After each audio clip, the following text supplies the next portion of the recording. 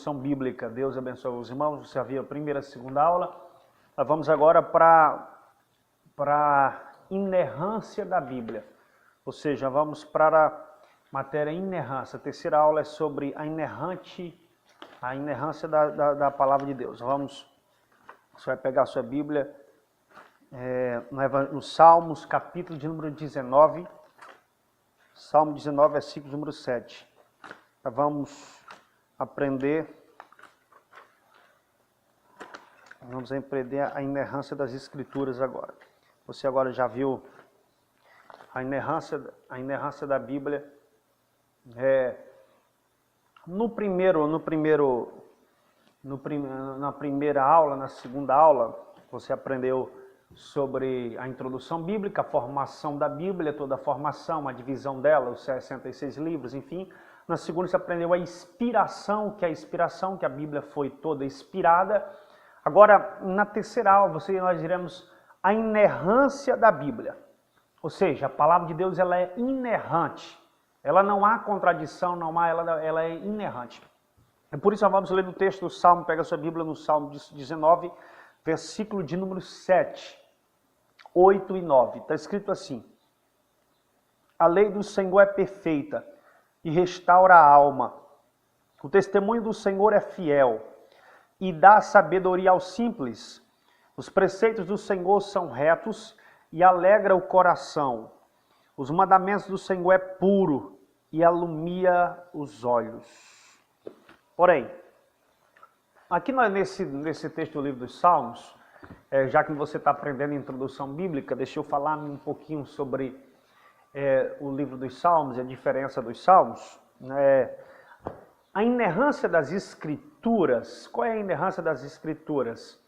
Inerrância é uma coisa que não é certeira, sempre acerta. A Bíblia, nesse texto, é um texto-chave para nós mostrarmos que a palavra de Deus ela é inerrante. Inerrante por quê?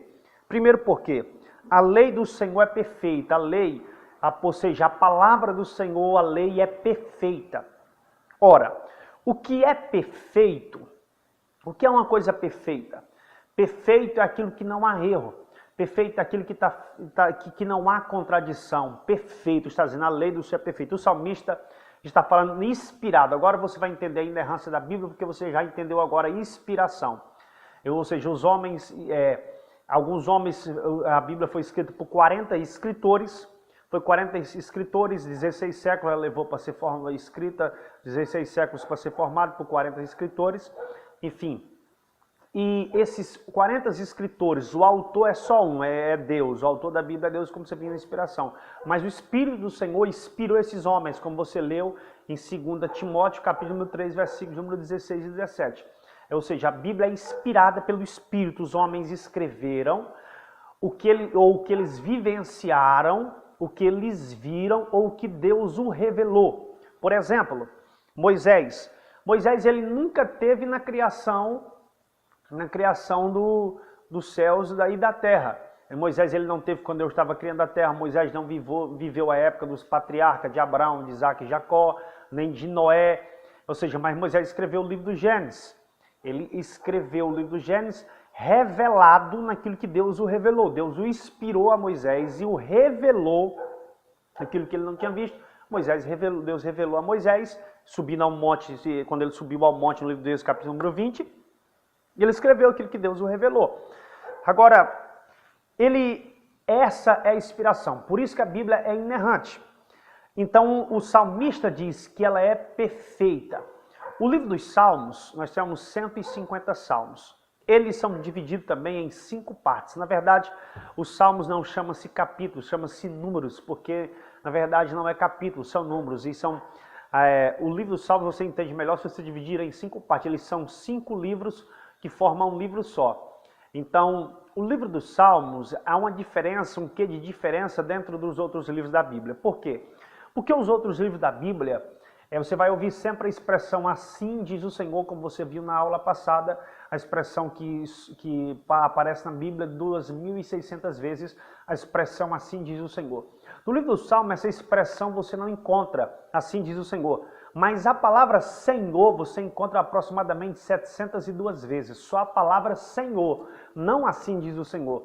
Mas a palavra Senhor, porque é um livro que exalta muito, que fala muito do Senhor. A palavra Senhor, ela quer dizer Adonai em hebraico. Adonai por quê?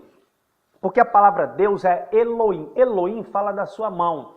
Você pode, depois se adquirir no nosso curso em DVD do livro do Gênesis, você vai saber a diferença entre Elohim e Adonai.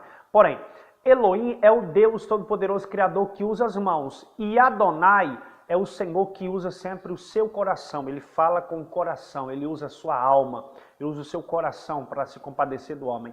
Então, quando ele vai fazer alguma coisa, ele usa o Deus Elohim, a sua mão. O Deus Elohim fala da sua mão de Criador. Quando fala Adonai, fala de Pai. Então, o livro dos Salmos fala muito do Senhor. E ele diz, a lei do Senhor. Então, o nome Senhor só aparece várias vezes. Então, por quê, pastor? Porque o livro dos Salmos é diferenciado. Os outros livros da Bíblia é Deus dando mandamentos aos homens, os homens vivendo algumas coisas e acontecendo. As histórias envolvendo. Já o livro dos Salmos não. É o homem, não é Deus falando ao homem. É o homem falando a Deus. O livro dos Salmos não vem, o que acontece nele não é o que vem de cima para baixo, é o que vai de baixo para cima. Por isso Cânticos, é conhecido como livro de cânticos, de orações e coisas mais. Esse livro dos Salmos também é um livro profético, totalmente profético. Profético como, pastor? O Salmo 22 é profético, falando da crucificação de Jesus. O Salmo 23, meu baixo não me faltará, falando do seu ministério pastoral. O Salmo 68, o Salmo 78, o Salmo, enfim, vários outros salmos. Não poderíamos falar muito sobre esses salmos. O Salmo 34.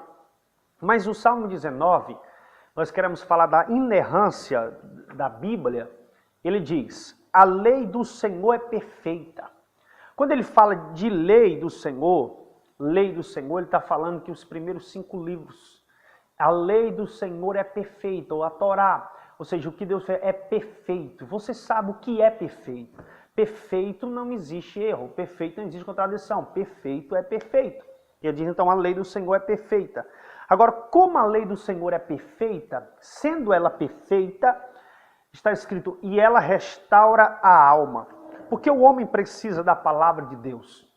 Por isso Jesus disse, eu finalizei a última aula falando que nem só de pão viverá o homem, mas de toda a palavra que sai da boca de Deus. Por quê? Porque a lei do Senhor é perfeita, ou seja, não há inerrância nela, ou seja, não há erro nela, ela é inerrante, ela é perfeita. E por ela ser perfeita, o salmista diz, inspirado pelo Espírito do Senhor, e restaura a alma. Se você precisa de restauração na sua alma, você precisa de restauração na sua vida, só a lei do Senhor que restaura a alma do homem. Eu não conheço nenhum segmento, não conheço nenhuma escola, uma escola de recuperação, eu não conheço nem algum tipo de paliativo que consiga restaurar a vida do homem. Exemplos, quantos homens que foram traficantes, drogados, estrupadores, assassinos, e quando eles se deparam, que conhece a palavra de Deus, que conhece a palavra do Senhor, a alma dele é restaurada. Por que restaurada? Porque essa anomalia, esse erro que os homens têm na sua alma, a fraqueza da alma do homem faz com que o homem entre em caminhos errados e pervertidos. Mas quando a palavra do Senhor confronta o homem, por ela ser perfeita, ela vai cortando as imperfeições e restaura a alma. Restaurar, por que restaura, pastor?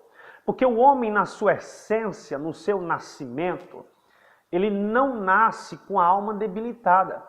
A alma dele vai se debilitando conforme o pecado, ele vai crescendo e o pecado vai entrando em sua vida a partir dos seus 5 anos, 5 a 6, 7 anos de idade, é que o homem, a criança começa a conceber o que é pecado. Porque eu sei que talvez você que tem aquela tradição católica que diz que você nasceu em pecado, por isso você precisa ser batizado. Isso aí é uma fábula católica, um místico da Igreja Católica, porque na verdade a Bíblia, eles usam o Salmo 51, onde Davi diz que, mas só que o texto diz, em pecado me concebeu minha mãe. Davi não diz que nasceu em pecado. Primeiro, porque se uma criança recém-nascida nascer em pecado, se ela chegar a falecer, para onde ela vai? ela vai ter que ir para o inferno, porque ela nasceu em pecado. Então quem tem pecado, quem não tem pecado e não tem os seus pecados perdoados em Jesus, lavados pelo sangue do Cordeiro de Deus, não tem como ir para o céu, tem que ir para o inferno. Então uma criança que nasce recém-nascida, ela nasce em pecado, então ela tem que ir para o inferno. Uma criança recém-nascida, dá para saber que ela não pode ir para o inferno. Por que ela não vai para o inferno? Porque ela, exatamente por isso, porque ela não tem pecado, ela não nasce em pecado. Agora, Davi diz, em pecado me concebeu minha mãe, porque Davi sabia que o pai dele, Jessé, e a mãe dele não era esposa original de Jessé. A esposa original de Jessé era outra mulher, ela era uma concubina, ou seja, Davi é um filho fora do casamento de Jessé. E por isso ele diz, em pecado me concebeu minha mãe, ou seja, em adultério, em fornicação, em pecado me concebeu minha mãe. A mãe concebeu o quê? O ato de fazer a criança. Mas no nascimento, Davi não diz que nasceu em pecado, porque ninguém nasce em pecado. A alma do homem nasce no estado original perfeito, no estado da inocência. É tanto que você nunca vai se lembrar de quando você nasceu e nem você vai se lembrar quando você tinha 3 meses, você não se lembra quando tinha 1 mês, você não lembra quando tinha nem 1 ano, você não lembra. Por quê? Porque é o estágio da inocência da sua alma. Agora, a partir dos 5 anos, que a sua alma, sua mente começa a conhecer o bem e o mal, como Adão e Eva, e, exemplo, perceba que uma criança de 5 anos, ela começa a mentir. E o pai e a mãe não ensinam ela a mentir. Ela começa a fazer coisa errada, e o pai e a mãe não ensinam a criança a fazer coisa errada. Ele começa a aprender sozinho. Por quê? É a alma agora entrando em estágio de degradação. O homem entra em vários caminhos depressivamente, psicologicamente. Mas o que acontece para mudar, para restaurar a alma do homem?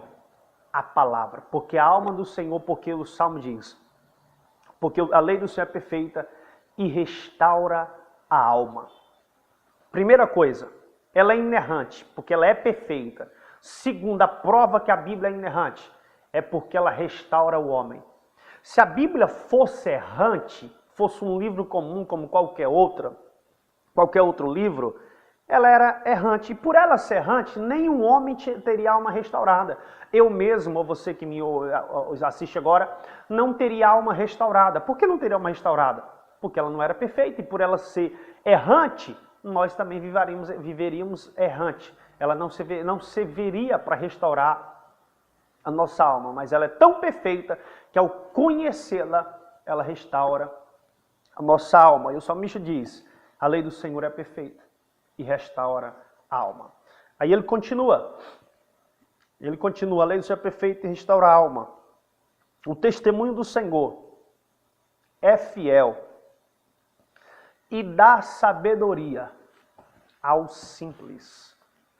O testemunho do Senhor, como também aplica-se a sua própria palavra, porque você vai ver essa expressão diversas vezes, você que está começando agora, talvez, quando você começar a ler a Bíblia, você vai ver sempre essa expressão, ou a lei, a Torá, o testemunho, preceitos, enfim, tudo isso referindo-se à palavra de Deus, a lei do Senhor.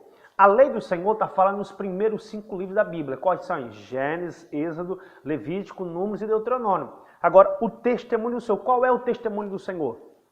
O testemunho do Senhor são os profetas. Por que os profetas? Porque os profetas ouvia de Deus, e profetizava, dizia ao povo o que o povo precisava fazer.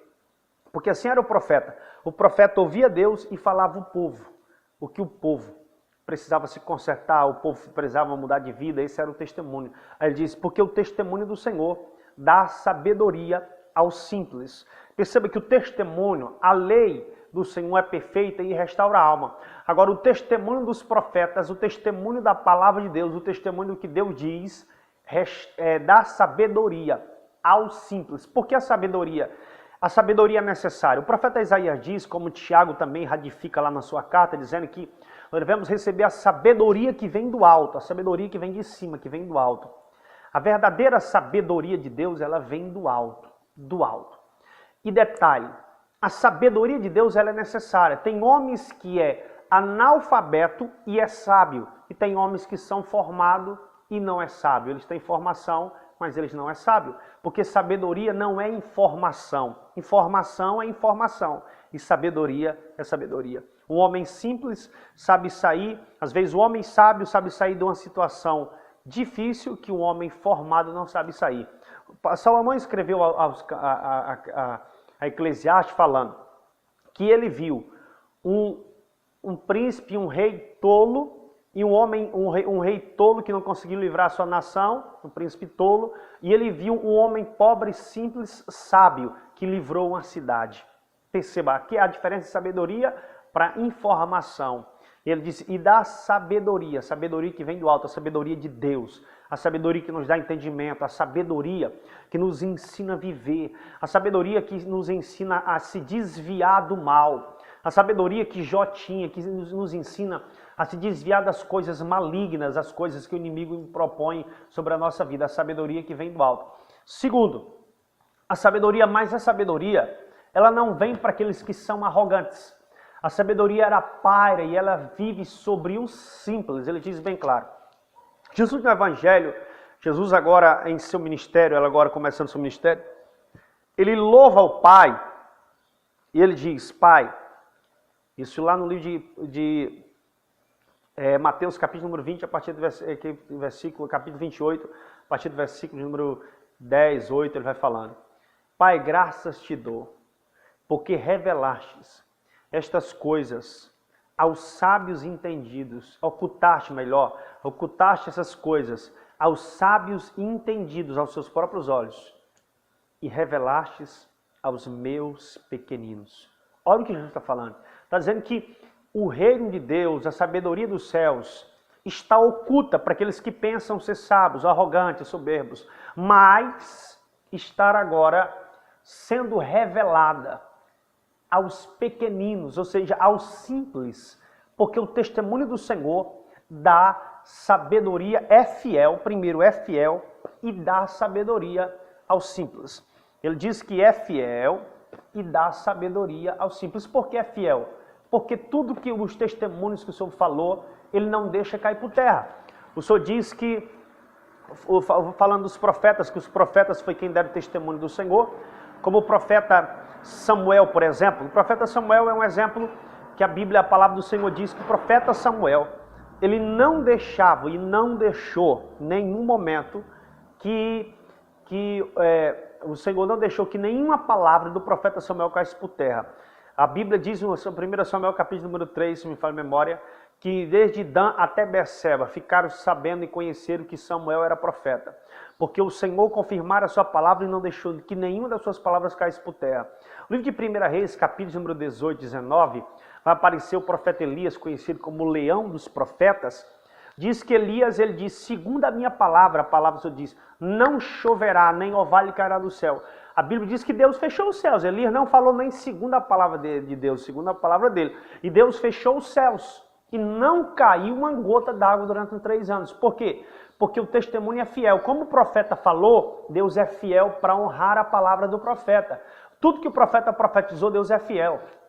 Quando Elias vai ser arrebatado, que Elias foi, que agora Eliseu, a partir do 2 Reis, capítulo número 2, Eliseu vai lhe substituir, Eliseu faz um pedido a Elias, pede agora o que tu me queres. Eliseu diz assim, dá-me a porção dobrada, a porção do Espírito que está sobre ti, ou seja, a porção do teu ministério eu quero na minha vida. Ora, Elias fez 7 grandes milagres.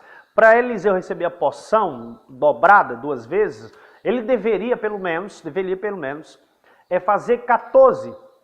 Ou seja, se fez 7, deveria fazer 14, 7 mais 7 são 14. Só que o testemunho do Senhor é perfeito. Deus teria que usar Eliseu, mais do que usou, mais do que dá testemunho a Eliseu, mais do que deu testemunho a Elias. Porém, quando Eliseu morreu, ele só tinha feito 13 milagres, faltava 1. Ou seja, o profeta morreu e o testemunho do Senhor então não foi perfeito. Então o testemunho do Senhor não foi fiel, porque o profeta morreu e só aconteceu 13, não aconteceu 14. Sim, mas a Bíblia diz que quando Eliseu morreu, perto da cova de Eliseu, houve-se uma guerra entre os soldados, e um soldado caiu morto dentro da cova de Eliseu, caiu morto por cima da fenda, da pedra onde estava o corpo de Eliseu, e a Bíblia diz que ele tocou nos ossos de Eliseu. Quando tocou nos ossos do profeta Eliseu, a palavra do Senhor diz que o moço ressuscitou. Por que ressuscitou? Só foi tocar nos ossos do profeta Eliseu. Por quê, pastor? Por quê? Porque aqui, quando o moço ressuscitou, aconteceu os 14 milagres. Ou seja, aquele moço, Deus teria que fazer ainda os 14 milagres através da vida do profeta Eliseu. Por quê? Porque diz que o testemunho do Senhor é fiel. Se ele é fiel, Deus tinha que fazer acontecer os 14 milagres. Ele é fiel, ele não é, ou seja, tudo que Deus falou através dos profetas para a sua vida, para a sua casa, para a sua família, é fiel. Vai acontecer, aguarde, espere, porque vai acontecer. Ou seja, o testemunho do Senhor é fiel e dá sabedoria aos simples. O testemunho do Senhor é os profetas dando testemunho dele, que os profetas ouviam Deus. E dá sabedoria ao simples. É o que faz. E continuando, a inerrância da palavra de Deus. Olha o que o texto diz. Versículo 8 do Salmo 19. Os preceitos do Senhor são retos. Os preceitos que agora é a mesma coisa que palavra. Agora nós entramos sobre os livros poéticos, salmos, que são preceitos e lei, enfim, tudo isso. Os preceitos do Senhor são retos e alegram o coração. Nessa aula você já deve entender a inerrância da palavra de Deus. E o texto diz que alegra os preceitos do Senhor, mas ele vai usar mais uma vez. Olha o que ele diz no versículo número 9, versículo número 8, são retos. Retos. Por que retos? Porque não há curva, não há meio termo, não há desvio, não há outro caminho. É reto, só há um caminho. Os preceitos do Senhor são retos, e alegram o coração. O Senhor vai alegrar o teu coração. Vai alegrar o coração da tua família. Você que está aprendendo a palavra e talvez seu coração nesse momento deve estar triste por alguma situação que você tem vivido ou está vivendo. Talvez seu coração está triste por uma adversidade que você tem passado. Talvez o seu coração esteja machucado, depressivo, atribulado, mas os preceitos do Senhor são retos e alegram o coração. O Senhor alegrará o teu coração, né? Nesse momento que você me ouve agora. Alegra o teu coração, porque a alegria, Neemias aprendeu isso. Ele diz que a alegria dele era o Senhor. A minha alegria está no Senhor. A minha alegria é o Senhor. E o Senhor vai alegrar o teu coração enquanto você aprende a palavra. Ele vai alegrar teu coração com milagres, com providência. Ele vai agir na tua vida com providência. Ele vai alegrar o teu coração. Olha o que ele fala. Ele é reto e alegra o coração. É por isso que aqui está a diferença entre o cristão e o não cristão. Quantas pessoas se perguntam por que esses crentes, ou os evangélicos, ou os cristãos, isso é, aqueles que seguem a palavra de fato, na verdade, eles não vão para a festa, eles não bebem, eles não vão beber, não vão se prostituir, não vão usar drogas, não vão... Porque tudo isso é paliativo. Tudo isso é paliativo. Isso não alegra o coração. Isso machuca mais ainda. Quantos homens estão saindo para beber com os amigos, para as festas, para as baladas, pensando que isso alegra o coração deles. Eles não sabem, eles se enganam. Isso não alegra o coração. Isso machuca mais o coração, porque a alma vai precisar do conforto da palavra e ela não vai encontrar. E aqui está o segredo, porque quem serve a Deus e crê na palavra dele não precisa de nenhum tipo de paliativo. Eu não preciso ir para uma festa, uma balada mundana, não preciso de me prostituir, eu não preciso de beber bebidas fortes ou colocar minha cara na droga para alegrar meu coração. O que alegra o meu coração é os preceitos do Senhor.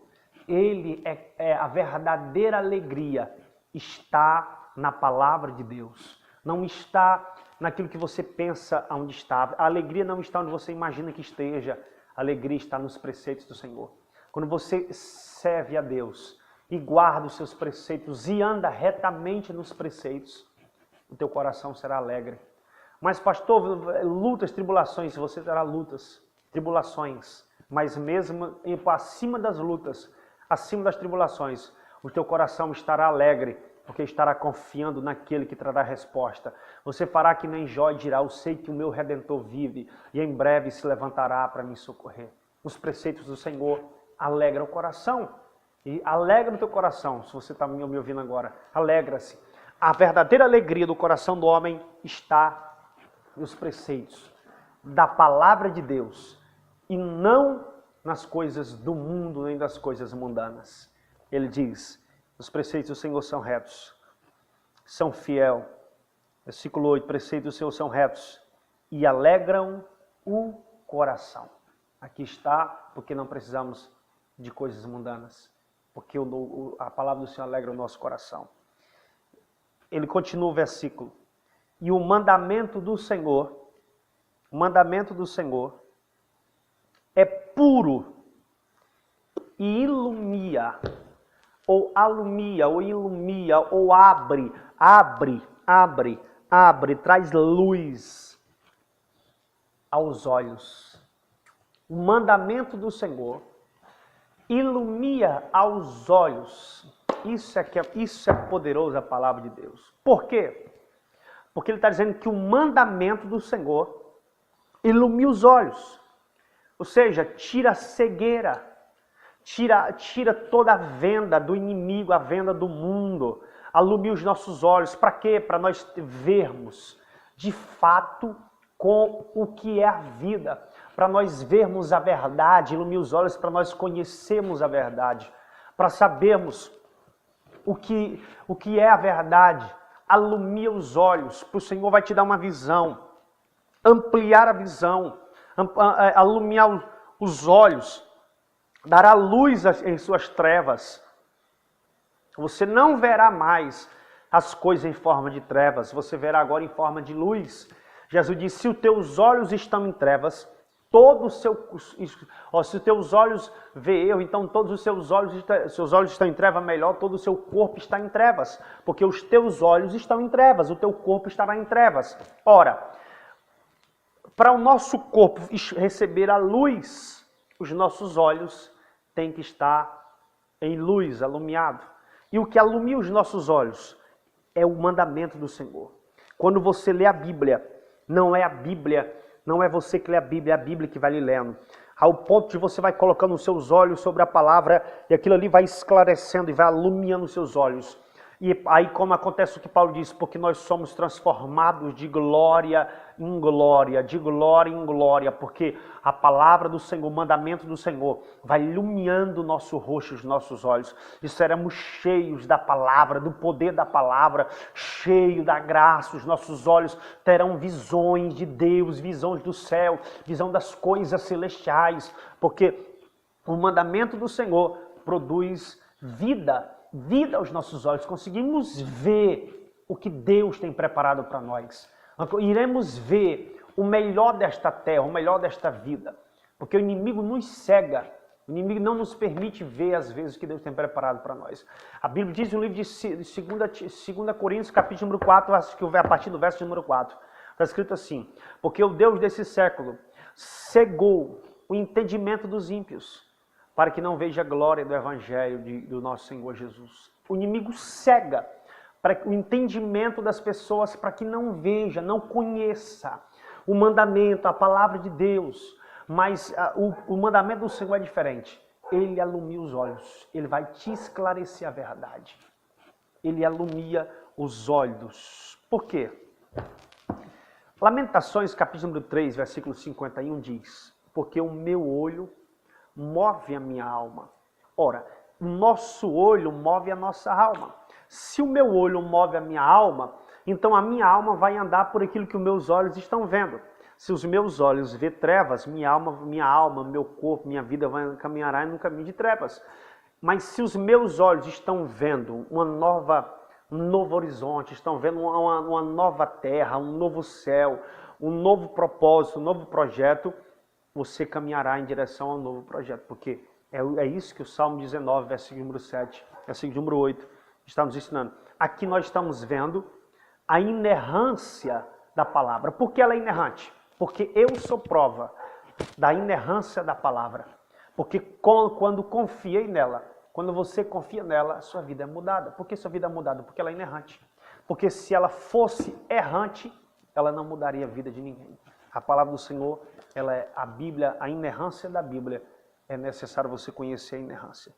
Existe pelo menos alguns tipos de inerrância. A inerrância absoluta, a inerrância plena. Vamos falar da inerrância absoluta, a inerrância plena, a inerrância e a inerrância limitada.